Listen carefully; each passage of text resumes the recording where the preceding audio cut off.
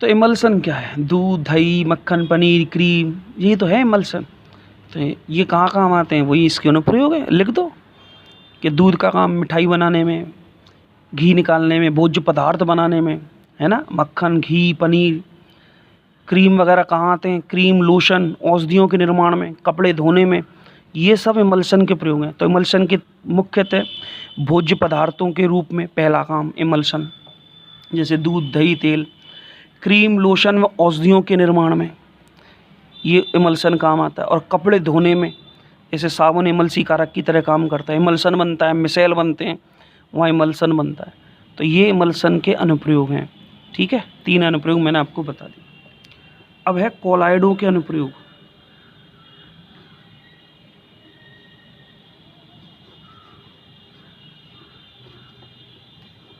कोलाइडों के अनुप्रयोग, कोलाइड कहाँ कहाँ काम आता है? पहला, कोलाइडी औषधियाँ बनाने में। जितनी भी ड्रग्स है ना बेटा, वो कोलाइडी पदार्थों की बनी होती हैं। जितनी भी दवाइयाँ हैं, टैबलेट हैं, सिरप है, सब कोलाइड हैं।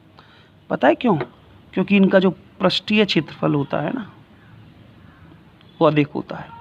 ये पेट में जाकर आसानी से विसरित हो जाती है, इनका स्वांगीकरण हो जाता है, इनका पाचन हो जाता है, क्योंकि इनका पृष्ठीय क्षेत्रफल अधिक होता है।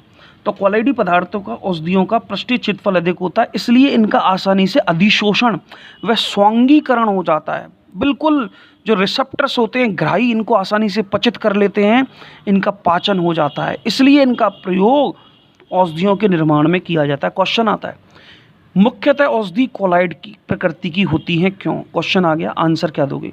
तो आंसर कि कोलाइडों का पृष्ठीय क्षेत्रफल अधिक होने से इनका स्वांगीकरण और पाचन आसानी से हो जाता है, इसलिए मुख्यतः कोलाइडी पदार्थों का उपयोग औषधियों के निर्माण में किया जाता है। जैसे स्वर्णसॉल, सोने का कोलाइडी विलयन, ठीक है, मैंगनीज, कैल्शियम, आयरन आदि के कोलाइडी विलयन का उपयोग स्वास्थ्यवर्धक टॉनिक के रूप में किया जाता है। तो कई धातुओं के कोलाइडी विलयन, सोने का, मैग्नीशियम का, कैल्शियम, इनके कोलाइडी विलयन का उपयोग स्वास्थ्यवर्धक टॉनिक के रूप में किया जाता है, हेल्थ बढ़ाने के लिए किया जाता है। जो बच्चे कमज़ोर होते हैं उनको डॉक्टर ये रेफ़र करता है, उसको पीने से बच्चों की हेल्थ बढ़ जाती है, स्वास्थ्यवर्धक टॉनिक। दूसरा, चांदी की बात करें, चांदी का कोलाइडी विलयन जिसको आर्जीरॉल, चांदी का कोलाइडी विलयन आर्जीरॉल या प्रोटार्जीरॉल, प्रोटार्जी, 1 नंबर का क्वेश्चन, आर्जीरॉल या प्रोटार्जीरॉल किसे कहते हैं? इसका उपयोग लिखिए। आर्जीरॉल व प्रोटार्जीरॉल चांदी का कोलाइडी विलयन होता है। इसका उपयोग आँखों की पलकों में हुए रोगों के उपचार में किया जाता है। जो आई फ्लू आता है, आँख दुखनी आ जाती है, आँखों की पलकों में हुए इन्फेक्शन को रोकने के लिए, जो आँख की पलक होती है उनमें इन्फेक्शन जो होता है उसको रोकने के लिए आर्जीरॉल या प्रोटार्जीरॉल यानी चांदी के कोलाइडी विलयन का प्रयोग किया जाता है। तीसरा, कोलाइडी गंधक यानी कि गंधक यानी सल्फर का कोलाइडी विलयन, इसका उपयोग कीटाणुनाशक के रूप में किया जाता है। कीटाणुनाशक के रूप में, तो सल्फर के कोलाइडी विलयन का उपयोग कीटाणुनाशक के रूप में किया जाता है। इसी तरह से चौथा और उपयोग एंटीमनी कोलाइड यानी कि एंटीमनी, एंटीमनी एक धातु है जिसका सिंबल Sb है।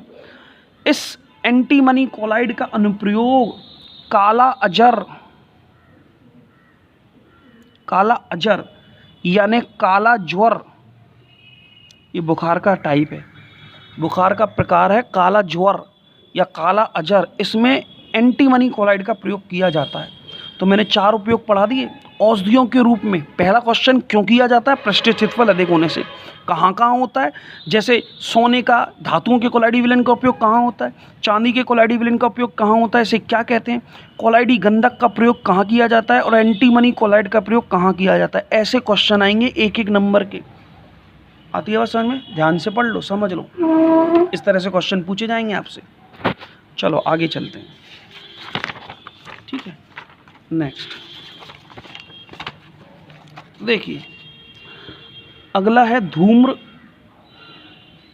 अवक्षेपक में COTTREL, कॉटल PRECIPITAOR, कॉटल प्रेसिपिटेटर। धूम्र अवक्षेपक में कोलाइडों का अनुप्रयोग कहाँ किया जाता है, कैसे होता है? बहुत अच्छा क्वेश्चन, छोटे छोटे क्वेश्चन आते हैं। तो धूम्र अवक्षेपण मतलब ये होता है कि धुआं जो होता है एक कोलाइड होता है। मेरी बातों को बिल्कुल ध्यान से सुनिएगा।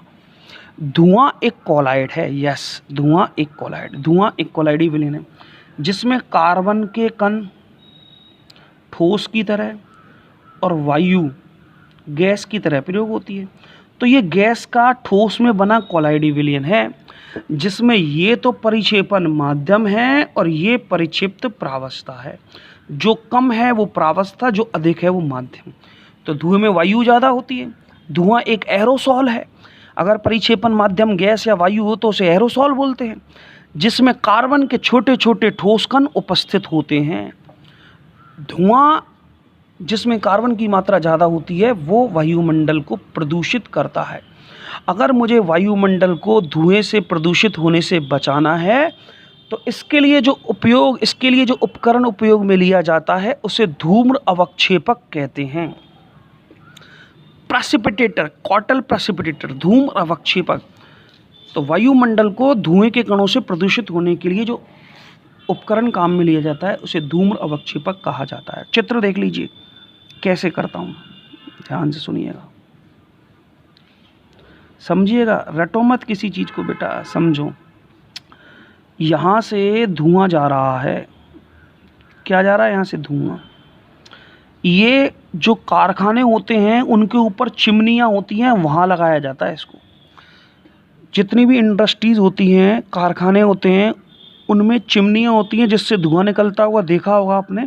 उन चिमनियों के अंदर इस धूम्र अवक्षेपक को लगाया जाता है, इन चिमनियों में। इस तरह से होता है कुछ। यहाँ से धुआं गुजरता है, यहाँ धातु की प्लेट होती है,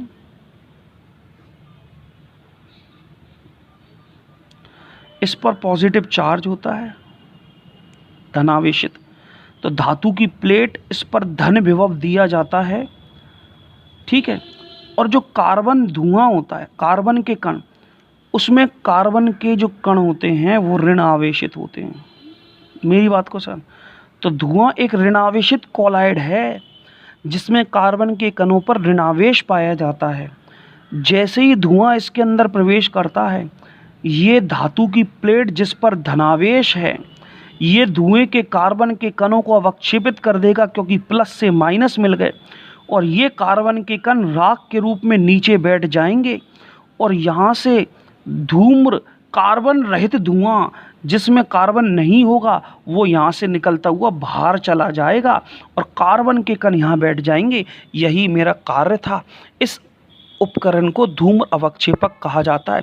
तो यहाँ से धुआं प्रवेश करता है, कार्बन के सीधे कण इस धातु की धनावेशित प्लेट से टकराते हैं, इनका स्कंदन हो जाता है। आवेश हटते ही धुएं के कण नीचे राख के रूप में बैठ जाते हैं और कार्बन रहित धुआं जिसमें कार्बन नहीं है वो यहाँ से निकलता हुआ बाहर निकल जाता है और वायुमंडल प्रदूषित होने से बच जाता है।